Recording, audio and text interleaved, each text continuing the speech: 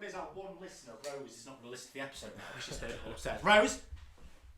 Are you listening to TikToks? I'm watching Netflix. Why? Oh, okay, no, that's fine. That's good. Love you. Can I win? Yes.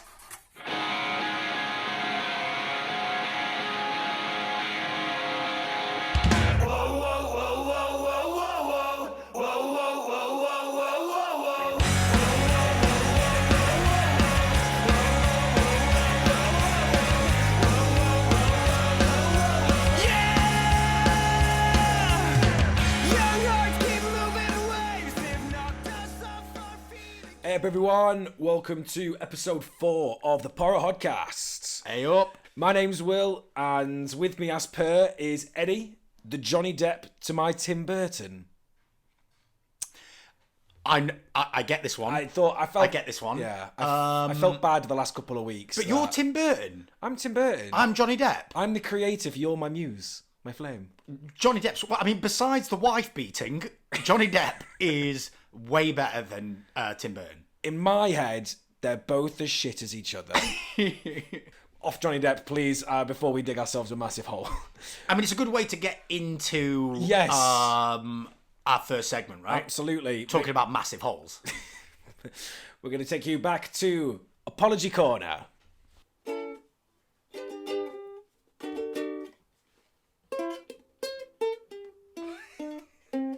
Smooth. That's so shit. Ed, I think you're going to kick us off with Apology Corner. Yes, a couple from me this week. It's been a while, so first and foremost, Helen, I'm sorry. I made a couple of choice comments about my nephew's drawing or lack thereof, and may have taken slight offence. Not Lucas. I don't think Lucas is offended. I don't think Lucas knows what we're doing. I don't think Lucas knows his butthole from his penis. I'm going to have to apologise again. He could be the new Picasso, Ed. Jesus Christ. Maybe to be, but right now, A little bit of work. a little bit of work. So I would just like to say, Helen, I'm ever so sorry. I absolutely love my nephew. Love your child. You're a wonderful mother, and his art is fantastic. We're sorry. We're sorry. And next up, I would like to apologise real quick to Eve Can. I'm sorry I pronounced your name wrong, but in my defence, how the fuck am I meant to scream Can at the top of my lungs like Captain Kirk? Wait, how did you scream it? Khan. Wait, no. From Star Trek The Wrath of Khan. Khan!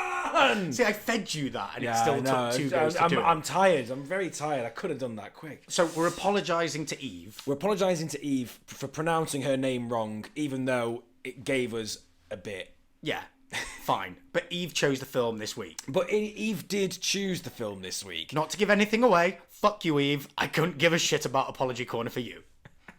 So, Eve, we're sorry. Sorry. And finally, we have one more apology to make.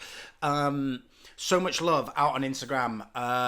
Thank you so much for the majority of you, but there was one disgruntled follower when I sent him a pretty nice message. I mean, I think if a few people might be listening and might have received the message just saying, hey, you know, we're new to this. Please check us out, give us a rating, let us know what you think. Asking for constructive criticism, almost, right? Exactly. We're finding our feet. We really appreciate the follow, first and foremost, but here's the link to our stuff. Check it out if you can. Give us a review. Thank you very much. And like I say, like 99.9% of this has been positive. It's been totally. Cool. So thank you. Thank you so much. But that's not why we're bringing this up. Besides this fucker. I'm not going to name names because, to be honest, I can't remember it myself, but decided to send us pictures of horse penises in return. Big old horse cock. Big old horse cocks. Like, there's two things that, like, you know, come up for me. No pun intended. So, like, one, I appreciate he took the time to reply, right? Yeah. It's nice of him. I mean, yeah, he could have just seen and deleted, for instance. And I think a lot of people probably have done that. Two, how many, like, what's his photo bank of horse dicks? Because he sent us at least 3. Yeah, there was 3 3 horse sticks. Is there like an album he has, and he sifted through it and was like, Oh, so are you saying that he might even have more, and he actually sent us his choice selection? Here's my favourite ones. Like, I'm gonna Maybe he was actually saying, "Hey guys, I'll rate and review your podcast, but if at the same time you could let me know what you think about my horse penis pictures. Here's some horse sticks. Let us know what you think. Rate my horse stick. Rate my horse stick. Fuck her on Instagram. We're sorry. Sorry. So, new digs. We have gone back to London. We are back in London. Yeah, we were recording. We started this whole thing up at parents' house. Oh god, that's depressing. And now that lockdown has ended, we've come back home and we've upgraded. Well, pubs are open, aren't they, down here? So Substantial meal though. what defined as a substantial meal? I've seen like pictures of people getting like a pork pie or like a single piece of like jacket potato. Like one of them like old English pubs, they do like massive Scotch eggs, right? And like it's not just like a little one you can get in Sano's. Yeah. Right? Like maybe 2 of them would be a substantial meal. A chunky sausage roll. Anyone outside of England or the UK probably has no idea what this is about. It doesn't matter. We do. Coronavirus, people, get with the times. But yeah, we are back in Richmond, London. We're in my little flat. I don't really live in Richmond. No, I'm you not don't. that posh. Technically, we're in Surrey. Fuck off. It is technically Surrey. I don't care. Moving up in the world here. I am, because I'm just in your living room. It's lovely. Thank you very much. You like the Christmas tree? Right, well, let's get cracking. Well, no, I've still got one more thing I'd like to say. Go on, then. Well, talking of Christmas, It's right? half your podcast. Crack on. Well, may I? May I before you take The over? floor is yours. Right. Have you got an advent calendar this year? I did. Who got you an advent calendar? Well, I asked Mum before I left if I could go buy one with her money. So Liz bought you an advent Liz calendar. bought me an advent calendar. Thanks, Liz. Oh, she didn't get me one. Well, she didn't get me one until I prompted her. Still. Look, I don't care how old I am. It is not okay No, absolutely. for your parents not to get you an advent calendar. Literally, I have Childline on speed dial now. Like, I was Waiting. like expecting, Yes. if I did not receive my advent calendar, I am calling social services and having her taken away. Because this is out of order. Absolutely. Bless Rose's mum has bought me an advent calendar and my own mum didn't. I mean, it's ridiculous. She must not love you. And she loves you a lot more. No, she just. Well, again, I prompted her. If you'd have been so bold as to say, Liz, I need to go get myself an advent calendar. So you went and physically bought it yourself? Though? Yes. Which one did you buy? I got a really good one. like I got a lint one. A lint one, yes. It's like twice as thick. Oh, go with a 10. Any change? No. Oh, mate, the 24th, the day of the 24th, right? You know, it's fucking like a fucking mini Santa. It's not just a little square chocolate either. Full blown. Do you remember when, like, advent calendars occasionally gave you a chocolate on the 25th? That was, you're like, wow, you have hit the fucking holy grail of advent calendars there, mate. Yeah. But weren't they normally the shitty chocolate ones? Don't care. You get 25 of them. Exactly. Well, look. I don't even eat my advent calendar in the morning. Oh, okay. I wait. What? I wait until midday. I'll have it after my lunch. A nice little treat after my lunch. You fucking weird. Are you serious? Yeah. I don't eat chocolate that early in the morning. It's Christmas. Yeah, and it's just eating it later in the day. Mate, I'm sorry. It's the first thing I do. And do you know what the problem is as well? I guarantee you I will not last 24 days of advent calendar. Do you need a backup calendar? I need like a I need an advent calendar that I can spoil, that when I get really craving I'll just rip open halfway through a film. So that is where you get the shitty £1 advent calendars then. Right. So you can just rip open that one and leave your nice lint one that Mum buys you. Liz didn't buy me a lint calendar. I'm sorry. So I've got to be so disciplined on this one. Email in. Is it weird to not eat your advent calendar in the morning? Rephrase it. Email in. How weird is it to eat your calendar chocolate after you've had a meal? Right. Well, let's get cracking then. So, homework this week was to watch the 2008 British film Eden Lake. So this was requested in by Eve Can, which we've already noted in the apology corner. How did you find it?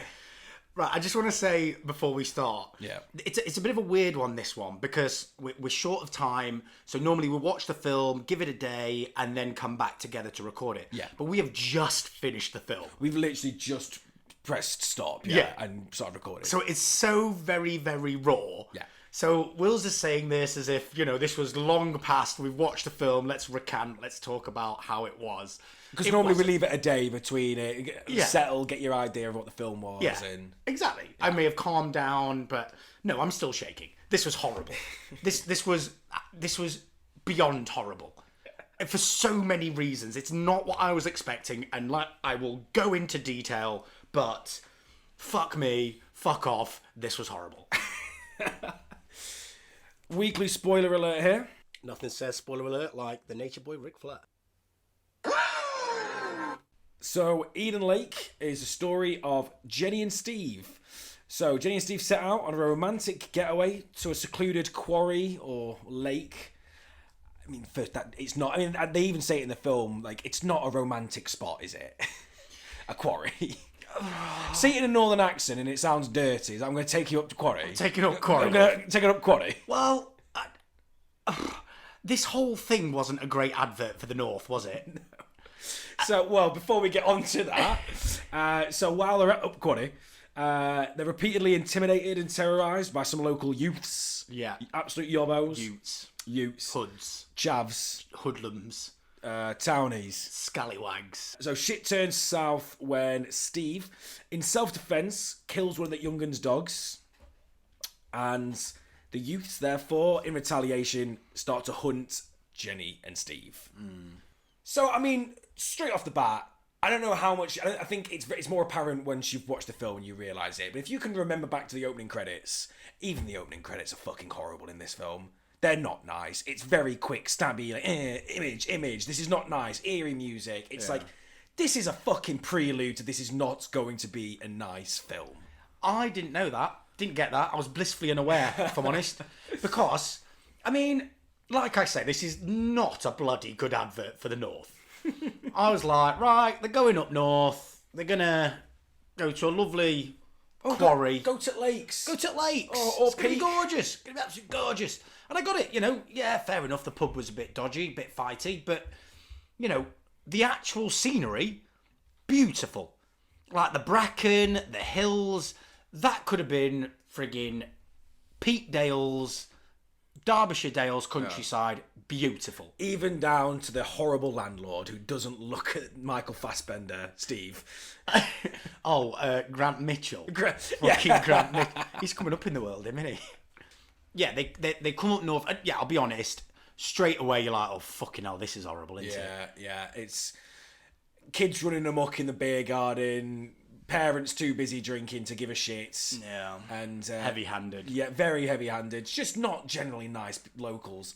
But this is just in the B&B they're staying at on the way to the quarry. So then we arrive at the quarry, and for me, I never knew that I wanted to have this on a gravestone. But when I die, I would like you to put on my gravestone, fuck off yuppie cunts. Okay? Right. You see the spray painted sign, fuck off yuppie cunts, and that's just masterpiece. That's brilliant. Yeah. So that's like on the reverse to... The Eden Lake where they're advertising building the new condos and going to take over the beautiful scenery setting. Yeah. And said locals would like said yuppie cunts to fuck off. Absolutely. Wouldn't you all? Wouldn't they all? I mean, it's eloquently put. Yeah, very much so. We'll give them that. But then the setting, the lake, the quarry. I mean, first off, I'm calling bullshit. Any sunny day in England, there is not a body of water that isn't surrounded by students, dudes with the tops off, and someone with a big bag of cans. Yeah, but it's hidden, isn't it? I don't care. Someone will know about that body of water, and they are going there, they are drinking, they are smoking weed. Well, they are. More than just them lot. Yeah, but that's like a Ute gang. That's their turf. They got a big old Rottweiler. Like, you and your mates, like, should go down to fucking Eden Lake. Nah, mate. It's where Cook and his Rottweiler hangs out. We're going to have to struggle here, because you're going to keep calling him Cook, aren't you? Yes. His name is Brett in this. I'm going to call him Cook. Okay, so when Ed says Cook, he means Brett. He means Jack O'Connell. Because he was that fuckwit in the latest series of Skins. It was in that series of Skins, yeah. He basically, as a child, well, not a child, whatever age he is in this, he just plays a prick in every. If I could dislike this little bellend anymore, he's done it in this film, right? Because absolute turd sandwich in what do you fucking call it? Skins. And now an absolute sadistic frigging giant douche in Eden Lake. If it wasn't for Godless, I don't know what I'd do. If I rewatch that now, I'd hate him. And I think why this was such a scary film for me, it was because you can see it. Yeah. And not necessarily because we're Northern, but you can relate. I know exactly what group of, not my friends, but group of kids I went to school with was that group. Yeah. Right? You probably even remember, I mean, same here. You probably still remember the names of the people that you knew who were like that at school that fucking gave you a hard time and shit. Like, mine was Head Fog. I was going to say, I was the fucker with Rottweiler. Fassbender, so I'll call him Steve. Steve goes through a lot of effort for this proposal. He is taken Jenny out to the quarry for a romantic getaway, secluded, getting away from everyone else, and he's planning to propose to her.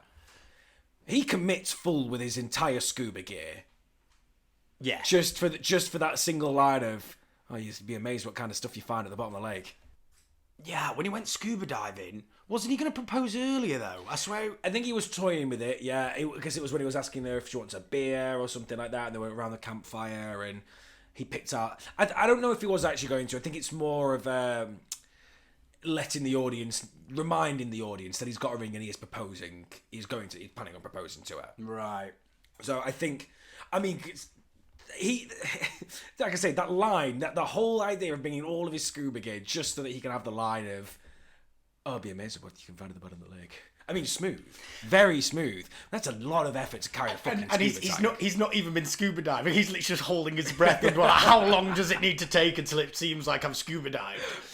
He's taking a load of empty cans and shit that he can put in his bag to like, oh, look what I found. It's amazing what you found at the bottom of the lake. Is he done a recce the week before to just drop some litter in there? Oh, it's like, right, when you go to the beach, have you ever done this? And you see the guy with the metal detector going up and down the beach. Do you know what I love doing? Like, I know what path he's taking. I'll get like a load of like 5p's or like low denomination coins and chuck them around the place and see how excited he gets when the thing goes off and starts digging in front of me. You're a wanker. Yeah, but it's funny. I'm not the wanker. He's the wanker. He's in full clothes, bringing a metal detector to the beach. He's the wanker. I'm not the wanker. But he should have kicked the shit out of these kids when he had the chance. If I've said it once, I'll say it again on this fucking podcast. I am never having fucking children. Yeah, just a quick note on that. We decided in episode 1 of Babadook that if you haven't heard this, go listen to it. You hate kids. I hate kids. You despise kids. Despise kids. Yeah. And now you hate teenagers. Fucking hate Episode teenagers 2, even you more. hate women. I never said I hate women. Who did you hate in episode 3? Nobody. I liked episode 3, Evil Dead. You hate old people because you thought they didn't look like they were of age. Yeah. I hate old people pretending to be young. And you were telling me off the other day for hating everyone. All right, but you watch this film and tell me you don't hate these fucking kids. Oh, fucking despise They are them. terrible. Twats. I mean, they're what, teenagers? Yeah, I mean, they've got to be, 15 in this? Or like depicted being 15, yeah? They are pure evil. Like pure, I mean, okay, some of them recant, and some of them, realise they've gone too far and... Error of their ways. See the error of the ways, but the majority of them, no. They're evil cunts. I'm like, these are teenagers. How long before you get bored and just fuck off for a wank? I'm sorry. I would have got bored. You know what? You've got to admire the resilience of them, actually. Because when I was that age, I'd have been gone. Just jacking it. Absolutely. You didn't have time to go hunting hot Irishmen and their wives. Just you were too busy masturbating it in your room. How could you go murder for 2 days when you've got play dudes upstairs? No, that's why they're probably in the bushes, because around that time when you're 15, you find your first porn in the bush, don't you?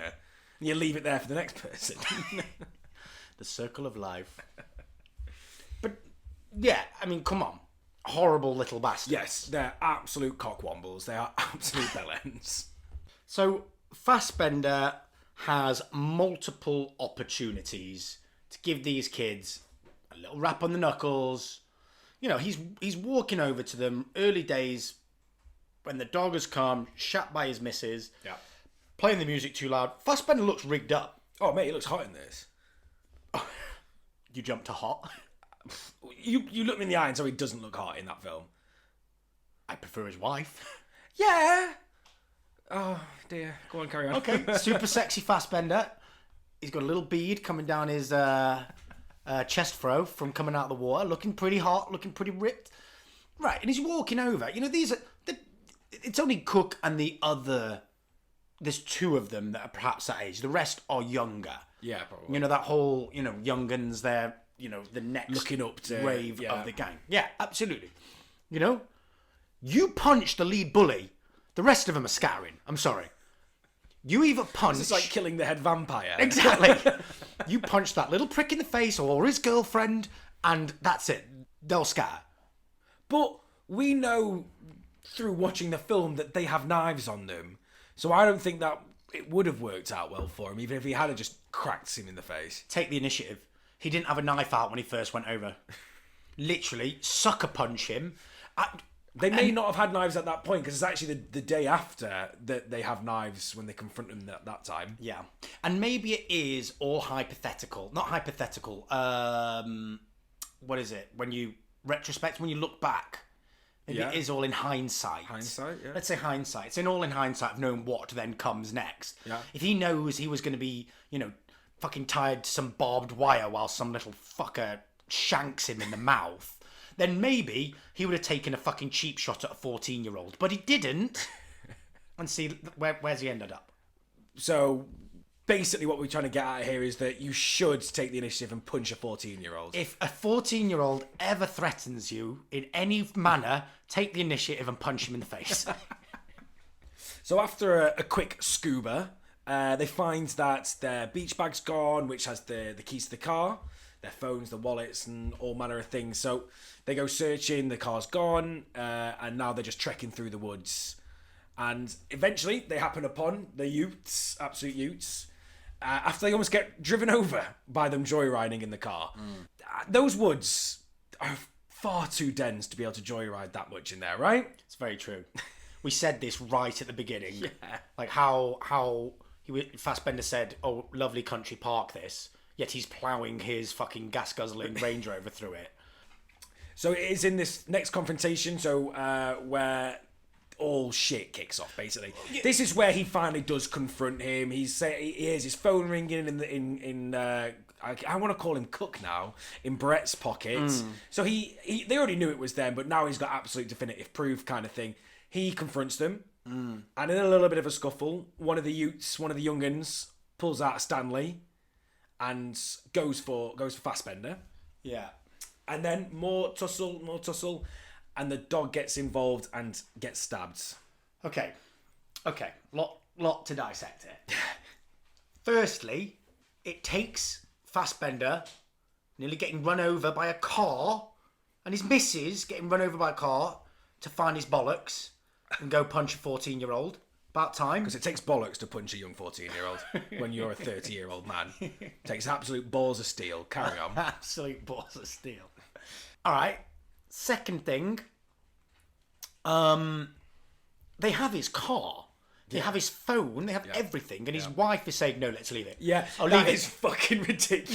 Leave it, Jeff. Leave it. It's not worth it. Well, it fucking is. Jeep's like 40 grand, love. Like, fucking hell. How the fuck else are we getting out of this shithole north? Yeah. Is what they were thinking. We would love it. It's north. It's lovely. And third thing, the fucking dog dies. Again. Why is it always the dog? At least you can take solace in that this dog was a bit of a douchebag. Oh, yeah, but was it? You never saw it bite anybody. No, I don't. It just barked and shat on the beach. Yeah. So sorry, going back. So was this bit before or after he tries to find them and confront them in the house? This is after when he confronts her in the park. Yeah. So sorry, a bit before then when they're driving in town. It's the morning of that same day. They're driving in town. They have some food. It's as they're driving back to the lake. This is obviously before the car's been taken. Yes. They then they see the BMXs in the front garden of the house. That's when Fassbender decides to fucking break and enter, technically. Yeah, and you don't do that in the north. Oh, no. 'Cause he's well within his right to, stab a fool. Yeah, absolutely. I do like the fact the door was unlocked, which is very true. Very northern. Very northern. Someone's going to burgle us now. Liz, lock your door. My door isn't locked. That was stupid for a start. Definitely. But do you know what I also took from that? What did you take from that? They had a lovely house. That's the north again, though, isn't it? Exactly. That's exactly what I thought. It was like, if these pikey chavs, down south they'll be in like a fucking tower block. Yeah. Here, up north, they've got a lovely 4-bedroom house. With a front and back garden. A big back garden. Oh, aye. And as we see later in the film, a back garden big enough to have a bloody pool in it. Yeah, but every Above ground pool. yeah. Every northern family on benefits has an above ground pool. And a jacuzzi. Yeah. Oh, dear. We're really going to piss some people off this week. So back to when Steve is confronting them. As we said, the dog dies. They get the car keys back and they try and get away. They're being chased down by the kids. Yeah. They crash the Jeep. And In a very dense wood. Shock. Absolutely. And Jenny gets out the car as Steve is trapped. He gives her the phone, or what we think is a phone. I want to bring this up in a minute, but so to say, run away, go call someone for help while he's trapped. So then the Utes, they get him, and next we see it's morning. Jenny has fallen asleep underneath some roots of a tree. Perfectly reasonable that you'd fall asleep at that very moment. She's done a fucking wank job there, hasn't she? So bad. You had one job, Jenny. Run. Just, And she's obviously not even run that far either. Like, she's within walking distance. Oh, yeah. She runs so much further in the latter end of the film with all sorts of fucking tribulations, yet at this point she needed to lay down because she's been fucked by Fassbender too many times that evening. Oh, okay. There's a lot of fucking in this film. Yeah, well, two very attractive characters, aren't they? They are, actually, yeah. So there you We go. know how much you fancy fucking Michael Fassbender. I mean, look, okay. So as Jenny comes back to a clearing where she can hear all the youths again, she sees that Steve has been tied up. He's now tied to a tree stump with barbed wire. Like, it's pretty nasty. And what ensues, we get quite a very brutal torture scene. But something really good about, it's choice words, but something good about this scene.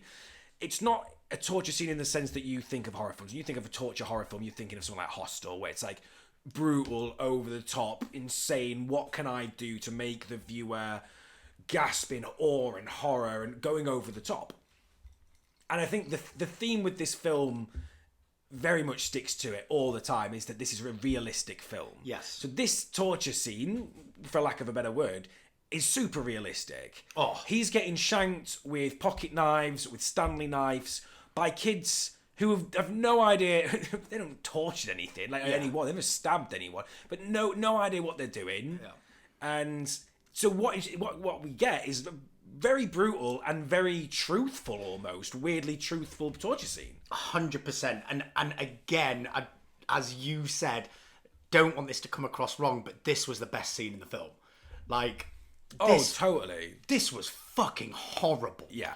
It really sets the tone for the rest of this. I was so uncomfortable throughout. Yeah. Because I had such mixed emotions. Because, Fassbender's fucking in all sorts of world of trouble, and you've got this classic head bully that is bullying these young kids into being accomplice to fucking murder. To the crime, absolutely. And you're like, I'm watching it behind my fingers, and the acting was brilliant. Like, the kids, they all had different points of sort of grief or like emotion about it. The realization that, we're not fucking coming back from this. And like realizing they've come too far, and that's where the cracks start to show. But Cook fucking only just gets worse. Brett. Fucking it's Oh, it's brutal. So this shit happens, and again, you've seen this thing where this head honcho of a crew is bullying everyone else into submission and making them and forcing them to do exactly what he wants them to do. Because like in the young one's eyes, he's like God. He is like the fucking Cooper is more like fucking influential than their parents. That they've probably got a real tough life, bad things at home, whatever, and that's what they look up to aspire to be in this gang. And if he says jump, they fucking jump, and they all do. And like it started to show cracks, like I say, through some of them, were reluctant to do it, knew the errors of the ways. And I was just fucking dying for Fassbender to fucking come out with some fucking truthful line like, don't fucking do it. This is it. Your life's over. You're accomplice to murder. I'm like shouting this at them like, don't do it. You've got too much to live for. Everyone can turn their life around. I mean, they haven't. I mean, Cook, fuck you. You're going to Brett. Right, fine. Brett, you're going to get buggered in the showers. I couldn't give a fuck about you, but the rest, come on, you can do it. And I don't know if this is bad to say, but the only one that was a little less, wasn't very reluctant, was the token black kid that doesn't talk and is also a bit of a stone cold killer. Why did they make it the black kid? I don't really know. Did he even have a name? I think it's either Ricky or Harry, I think it was. He doesn't. He has no lines. No, I don't know. He doesn't. He kind of staring menacingly a lot of the time. Did they just I don't know, not even cast for that? Was John Boyega cast for Star Wars at this point, and they were like, well, shit, all right, well, you'll do. Just picked some other black kid to do it. It's terrible. So, I mean, I guess that's probably a good point then. So, they chase Jenny away once they realise that she's there watching them torture a fella, and as she's running away, she has some choice hiding spots, which I think is another little stupid theme in this. Yeah, terrible hiding spots for this film, because how badly can we hide? Yeah, I'll jump ahead just to prove that they hide underneath the floorboards in water, yes, which very clearly could be able to see through the cracks of the floorboards because it's not a well put together shed. No. She then hides Fassbender underneath some bracken, not very well. This is my favourite one because she's being smart. She's trying to protect him. It's like, this is the last chance. I've got to go. I'm going to leave you here. I'll be back. Throws a couple of leaves over him, but leaves his shaking, bloody head and top of torso out for all to see. And now it looks more out of place because he's surrounded by green. Yes. Broken piles of bracken are now lying on top of him. Yeah. It's almost a frame to say, hey, I'm dying here. Yeah. Yeah. And then so the bit that we get onto, she hides on top of that little construction hut shed thing. Yes. Which, I mean, they'd have heard her get up on top of that, considering they were right next to her. And it's a metal tin that she climbed on top of. She wouldn't have got up there. She could be a rock climber. It's not a fucking rock. Yeah, but she could be good at climbing, is what I'm trying to say. Really? Did they say that as a fucking primary school teacher? That clearly is not adventurous at all, because he's at all odds out in the wilderness here. I mean, she's worn the wrong shoes for a start. Oh, they're like low top Converse, isn't she? Converse. As we find out, she is definitely. Tell you what, if you're wearing Dockers, that ain't happening. This'll never happen. Well, yeah, I guess that's probably a good point to go to then. So as she is running away from the kids, she is impaled, and it was pretty brutal. Oh, it was. You let out quite a yelp at that. Yeah. I mean, we're not going to play it. It's just a very quick yelp, but you were quite loud at that point. Yeah, it's because. And you saw it coming, you saw it because they had the camera at ground level, and there's the friggin' spike there, whatever it is. Mm-hmm. She's running along, she's like, she's gonna hit it, she's gonna hit it, she's gonna hit it. Oh, she hit it! Yeah, and then to get it out, it's probably more brutal actually. That was fucking stupid. Why is that stupid? If she can't pull it out, that's the best way to do it. Force it out by pushing it against something else. Push it the other way. It's thinner the other way. Look, at this point, I don't think it fucking matters, does it? Yes, you have a massive spike through your foot, right? Okay. Which is thinner at the top and fucking wider at the bottom. Which way are you pulling it out? Yeah, you're pulling it, but she's tried to pull it out and she can't do it. It's too painful. Right, fine. So she decides to push it through. Yeah, because she can't get the The ballast. The purchase. She can't quite get the purchase for it. That's what you're ouching at. Look, the all I'm current- saying is I don't think it's as bad as you're making it I out. just think it was fucking daft. I mean, just commend her for going into that survival mode, though, alright? Yeah, she did. But she's quite mobile after that. Yeah, but I think that what I quite liked about the film is that she never was full on running after that, though she always had a limp after that moment. Yeah. Like, and it's so easy in films to completely forget about moments like that and then have the lead character sprinting like nothing's fucking wrong, like they're Usain bloody Bolt 2 minutes later. Whereas, you know, a film that actually does understand itself and its own continuity, you know, applaud you for that, Eden Lake. Nothing else, though. So after she removes said spike, she then bumps into the turncoat little shits. Yeah. And as the name that we have dubbed him, sells her down the fucking river. Absolute twat. Go fuck yourself, you little shit. He's the fucking worst child in this. So we now see that they've found Steve. They've tied him up. It's a very unceremonious death. Well, yeah, he dies off camera. Yes. But again, just like the whole part of the whole film is truthful. He would have died where she left him. Well, no, she hid him pretty well. In those 2 leaves of bracken, how did they find him? Explain me that. With their eyes. Yeah, clearly looking easily. So yeah, no, you're right though. He dies off camera technically, and he's now tied up.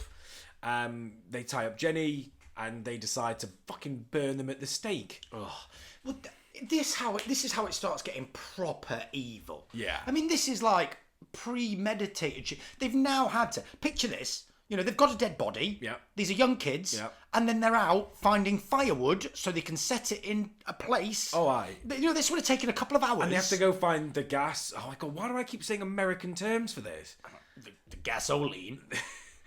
And, like, at no point has anyone just said, do you know what? I think I might go home. I'd rather be jacking it right now. Yeah, fuck. This really escalated, didn't it, mate? Bollocks. Really got out of hand. Yeah, fuck. But, so, yeah, it really fucking escalates. And this, you're right, this little shit, but, like, bless him, he's trying to make friends. But, you know, see where that gets him. Well, it gets him burnt alive. And not just burnt alive, it just gets your face burnt off. Yeah, it's pretty. Again, another really brutal scene, and you don't see it, you hear it.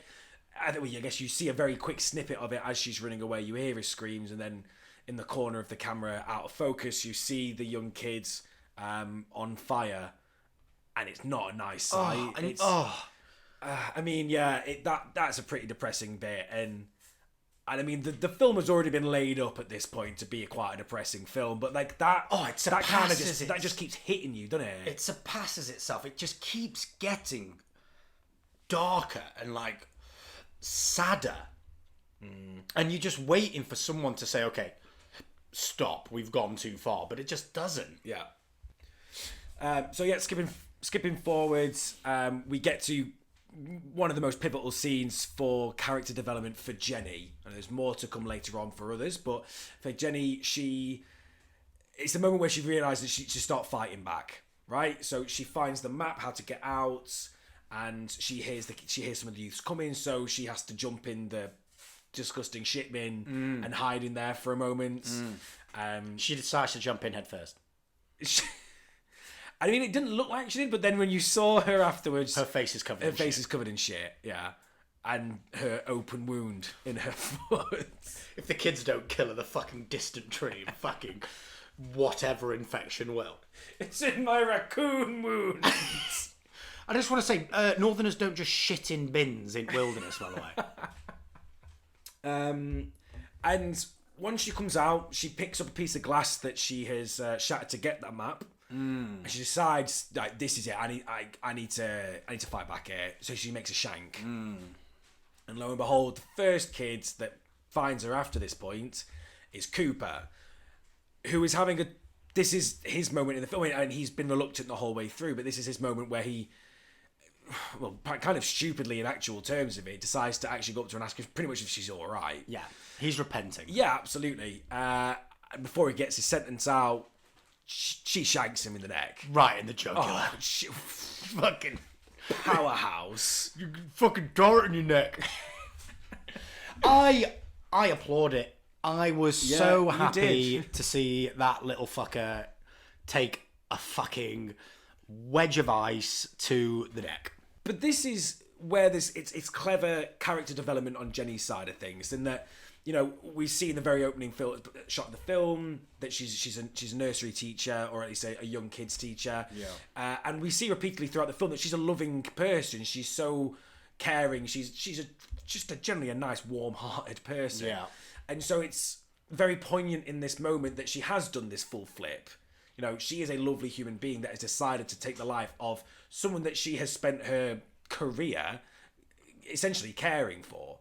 But it would be kind of lazy writing of a film for her to do this and, you know, fuck it, cool, done, next one. Which, again, I applaud the film for not doing. You know, she shanks him, pretty fucking brutal, but then she holds him while he dies, until he's dead. Yeah. And she is crying. You know, this is not just an easy fucking switch to flip, like, I'm a murderer now. Like, she's doing it out of survival mode, but she is still human. And for me, that's really good character story development. Again, it's this continuity. You can't just suddenly forget what's just happened. You have to build upon it. Yeah, that's fair. Totally get it. But I know a few school teachers out there, and correct me if I'm wrong, but tell me you haven't thought about stabbing a child in the neck. I'm mainly speaking to you here, James. Please do let us know. Have you or have you not at any point thought about shanking an unruly pupil? No, I'm sure he would cuddle him afterwards and repent. Right, so we'll move on now to the ending of this film. Very quick leading up to it, Jenny gets picked up in a car, turns out to be one of the other kids' brothers. She takes the car, and as she's driving away, she gets crashed into, and she plows through a fence and crashes down into a garden.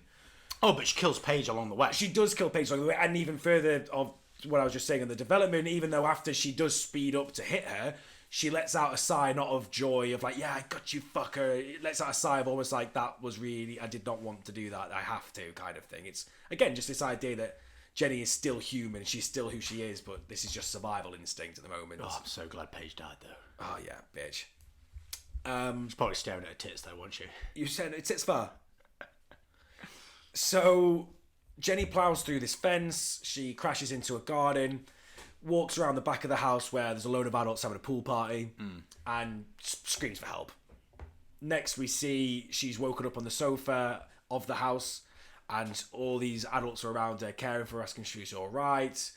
And this is the moment when, if you have watched this film and you haven't already, and you didn't figure it out when she was walking through to the back garden, this is when we realise she's in Brett's dad's house. I mean, this is what I call a shit hand. This isn't even a pair of two. Oh my days, mate. This is fucking 6 high at best. Like, fuck me. I mean, it makes sense because fucking we're at north here and there's no fucking other houses for miles. And, you know, they're in the middle of fucking butt-fuck nowhere in the one fucking redneck's house. The equivalent, the British equivalent of rednecks. Yeah. And, oh, I mean, you knew the second you saw it, it was like, yeah, she's at the parents' house. This is not ending well for you. No. So while Jenny's in the house, she realises where she is. She knows she's in fucking danger here. She goes to the bathroom, and as she's in the bathroom, you can hear the commotion come from outside, that the parents are getting phone calls and realising that their kids are dead. Jenny realises she cannot get out through the window. There is literally one way in and out of this bathroom. That's the door. I think she tries to grab a shaver, anything. I mean, I think the first time I watched this film, I thought she was gonna kill herself. Yeah, that's what I thought. I thought she was gonna do it herself. She's like, I can't go on anymore. Yeah, I know what's gonna happen. I'm sorry, the forest is littered with dead kids, right? Dead kids everywhere. fucking blood everywhere. Yeah. I mean, there is like literally a fucking detective's closed case out there. Yeah. DNA, I mean, fucking Fassbender is still charring, all right? There's a little poor fucking Asian boy with his head burnt off and another child beaten to a pulp. They're going to put 2 and 2 together. Yet, the one term that the fucking dad says, we look after our own round here, right? Oh, well, that ties everything up. No fucking need to panic. We look after our own. No one will fucking say anything. Done deal. Let's kill the bitch and fucking carry on the party. Absolutely. They're blaming the Jenny for killing all these kids when if they have to, exactly as he's saying, they're going to have to clean up this mess. They'll have to go into the woods to sort this out. Even they will then see that, oh, wait a minute, our kids were actually pricks. They've caused this. But nonetheless, as you have pointed out, as Jenny opens the door coming out of the bathroom, as Brett's dad bursts the bathroom door down, you see Brett is back in the house. He's told the parents. That's such a heart-sinking moment. When you see his face. Oh, yeah. Shut up. Well, that's it. Yep, you're done. That's it. I mean, you're almost praying for something out of thin air, for someone to come in and help her or anything. But as the next few minutes of the film goes on, you just realise it's done, and it leads to one of the most depressing endings to a film that I've seen for a while. I mean, I always hold something like Requiem for a Dream as one of the most depressing endings to a film ever. This is quite on that level. It's not quite there, but it's up there. And so as we see, as Ed has brought up, that the parents, they take Jenny back into the bathroom, and the camera then follows Brett back up to his room. As the camera goes, all we hear is Jenny's screaming from the bathroom, and then Jenny's stops screaming from the bathroom. And we have Cook. Oh my God, we have Brett. Call him Cook. Cook, Brett, looking in the mirror, and you almost get a hint that he looks like he might regretted everything here. Yes. The first thing you see is a bit of a sad face, right? Yeah. And he's like, oh my God, does he realise all of this is his fault and all of this is bad? He gets a backhander from his dad, which is why he goes upstairs. And you're totally right. You almost think, oh my God, is he fucking repenting? Is he... Yeah. And he deletes all the videos from the phone. Yeah. And then he puts on Steve's glasses that he got in from his car. Yeah. And we get this smile. And we even get... I'm pretty sure if you look closely, I'm pretty sure he actually looks, obviously, into the mirror, but then directly into the camera. Yeah. I think the eyesight is direct there. Almost like a little wink, kind of like, I know I've gone away with it here. Get in. Like... And yeah, just... It's such a depressing end to a film, but... Exactly what you said. You know, it was a brutal, sad, chilling end to an episode. My one thing was like, well, you're not going to get away with it. Yeah. You're not going to get away with it in the long run. You know, I want to see them all... CSI. Exactly. CSI descend, and they've all then been arrested. But you know what, right? What really annoyed me, and what could have prevented this whole fucking problem, and quite frankly, is the cause of why this all happened. British workforce. Oh my Lord. There's a fucking Eden fucking Lake, right? They're building these condos, properties, there's fucking vans, there's construction vehicles, workstations. 3 fucking days they're in woods, they've not seen a single fucking workman. Absolute fucking joke. If they would have fucking hired some bloody Eastern European men, it would have been built during the film, right? There would have been men on site, there would have been the whole construction jobbies, freaking surveyors, architects, but no. This is your takeaway, that the British Labour force is shocking. Fucking wank. It's like the fucking motorway workers. Never see them doing shit. Never see them, do you? You know, you always see men at work, but you don't see men at work. Not a soul, Will. Not a soul. Not a soul. Well, really who to blame here is not the British workforce, despite what Ed's saying. No, it's the Tory government. Actually, I'll get on board with that one. But who we do have to blame is the parents, right? Yeah.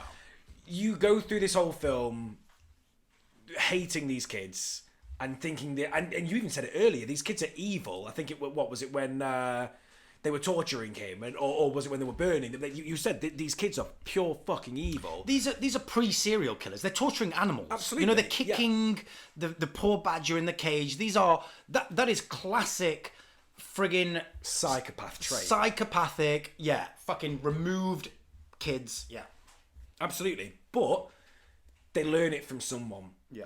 The true evil in this is only seen in that ending. The true evil in this is seen when their parents, again, as you pointed out, are pretty much recreating what Brett was doing to his mates earlier and forcing the reluctant ones to do something they didn't want to do. Yeah. He's learned it from somewhere. We have said this. This is not like a breakthrough scenario film theory here. We've been talking about this throughout, but the true evil in this is the parents. You know, I mean, not just because there is a dog in this film that seems to be a bad dog, but it's like a dog analogy, isn't it? There is no bad dogs. There are bad owners, right? You learn it from someone. Yeah. So who's the true evil in this? It's the parents. The northern parents. Northern parents. Fucking horrible northern parents that they probably lost their job thanks to Thatcher back in the 80s and had nothing to do but drink Kestrel and beat their children. And that's it. And I think that the whole point of that is this, and we keep saying it, this film is meant to be real. Yes. We all know from our childhood that we all know a group of fucking chavs that were that they felt big from making you feel small with the amount of it was like the strength in numbers for them, wasn't it? Yes. Like you can't just hit one of them because you're going to get beaten the fuck up by the others. Exactly. And it's not like they pre-planned this to go out and kill these two people. They wanted to terrorise them, which every other fucking, you can see a group of scallies doing, that it just turns bad. Yeah. One thing leads to another. They get emotional, get upset by the death of the dog, by an accident, and turn it into a capture that turns into a murder. Because that's what they keep saying. We've come this far, and it just gets worse and worse and worse. And you're right, like, why I found this so terrifying is because it's bloody relatable. Yeah. That time I killed an Irishman and his wife in the woods. All right then, so time of the week. What rating are you giving Eden Lake? This was the hardest one to categorize, right? Yeah. Because I didn't like it. I wasn't scared in the conventional state. No. Do you know what I mean? I don't think I'll lose any sleep over it, but yeah, it horrified me. Shits you up. It shat me right up. So I'm gonna say, Eve, go fuck yourself. This is gonna have to go scale 3. Ooh. And I'm gonna say a little bit of piss. A little bit away. A little bit of wee. I'll tell you why. Because I just feel, if we're being very literal to the rating, if I was to say sleep with the lights on, like I said, I don't think I'm going to lose any sleep on it. Yeah. I didn't really shit the bed. Yeah. I think I was okay. I've not like screamed or shouted or anything like that. But psychologically, Yeah. that scared me. Think like you could put yourself in those shoes. So yeah, it's got to be, way above a Disney princess. Yeah. So next time you see a bunch of chavs on the back of a bus, a little bit away. I'm going to piss on them. All right, well, there we go. That's Eden Lake. But that's the problem. That's it. Every group of scallies I'm going to see now. It's like, what? Here we go. I'm going to get stabbed. This is a fight to the death, isn't it? Oh my gosh.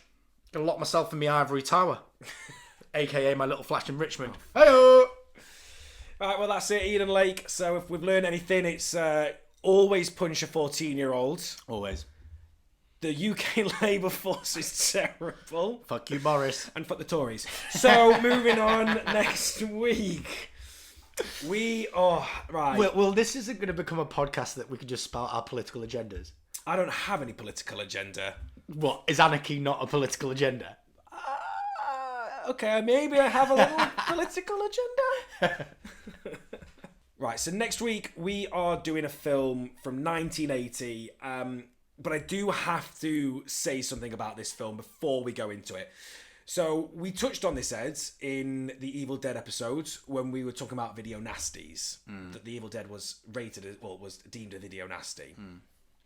But the video nasties were split into two categories. There were 72 films that were labelled as video nasties. Okay. I think 33 of them were unsuccessfully prosecuted, which means they tried to take him to court, but the people prosecuting lost. Evil Dead is one of those. So essentially it wasn't that bad. Okay. This week we're going to be doing a video nasty that was prosecuted. Bitches. Successfully. Okay. So this film from 1980, and it is called Cannibal Holocaust. Oh, why are all these 80s films named so badass? Cannibal Holocaust. Yes. Okay. So this film is available on Prime. Ben Ward, fuck yourself. So this is available on Amazon Prime. One more thing I have to say. There is... I won't say what it is because I can't. I'm trying to give nothing away to Ed here, but there is a scene in this film which some people might find distressing. You can have a quick Google search online and it will come up of whatever scene this is. I don't actually know if the version on Amazon Prime is the uncut version or if the scene is still in it. But this is what the film was taken to court about. Oh, come on. But if they've come this far, they've listened to us and like... Yeah, absolutely. Well, you can listen to the episodes. Yeah. And you should watch the film. Just maybe fast forward to see if you really are, if it's going to distress you. I'm going to guess there's a lot of eating of people. That, yes. But, and a lot of people thought the film was real. A lot of people thought that they were actually eating people. Okay. Which is one of the reasons why they got taken. But there is one scene in it which is, yeah... I will leave it there, actually. Okay, so that is it. Next week, you can get it on Amazon Prime. We're watching Cannibal Holocaust. And I promise you after that, we will do a Christmas film. Yay! Mate, shit, I'm intrigued. Cannibal Holocaust? Sounds badass. I mean, it's two words that by themselves are poignant, I would say. Pretty much. Is there going to be loads of actors that are like 60 but playing teenagers? Is Danny Zuko in this one? Danny Zuko from Greek. Oh, fuck you, man. Oh, God. The tables have turned. What, you don't know who fucking Leatherface is? I do not know my characters from Greece very well, Ed. I'm sorry. Okay, lovely stuff. That is another episode down, another horror film watched, and another pair of pants soiled. Thank you very much, Eve. God, we're giving her a lot of shout-outs this week. Too many. We will be putting out another poll. Please do give us more suggestions on films. Will has a super long list, but we want to hear from you what you'd like us to listen to next. We will get them in at some point, we promise. As ever, we would like to thank Will Gregson for our artwork, Good Friend for our music. Thank you so much, guys. To everybody who's listening, the nice words that we've had over Instagram, over Facebook. Our 3 reviews on Apple Podcast. Count them. 1, 2, 3. All right. Please let us know what you think. Please get online. Give us a review. It's not just for those sweet, sweet Amazon dollars, but it is also for peace of mind. We really appreciate it. And finally, The Horror Place. I want to say a big thank you to you. Sent us a lovely review through Instagram. And that would be... Manuela, I believe, is pronounced. I'm so glad you said it because I'm worried I might not know it. Well, if not, Apology Corner next week. Absolutely. Thank you so much for your feedback and for the love. We really appreciate that. Wanted to give you a quick shout out. So yeah, thank you from us. You can find us on all good streaming sites, as you know. Please check us out on Instagram at @PorrorHodcast. That's all you need to know, guys. So shit. Fuck. Fucking your sign-offs are full of unnecessary swears. You ain't bleeping that. Alright, nice one. Ta-ra. Ta-ra.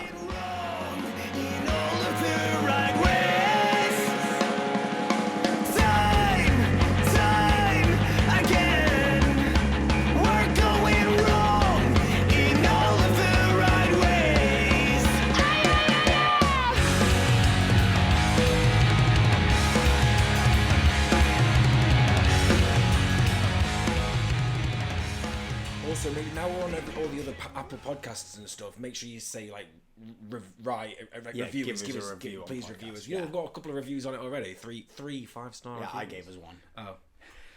Well, I got happy then. I thought we had 3 fans. Turns got a out few we more only have- followers. Turns out we only have 1 because I was the other 5 Oh, star.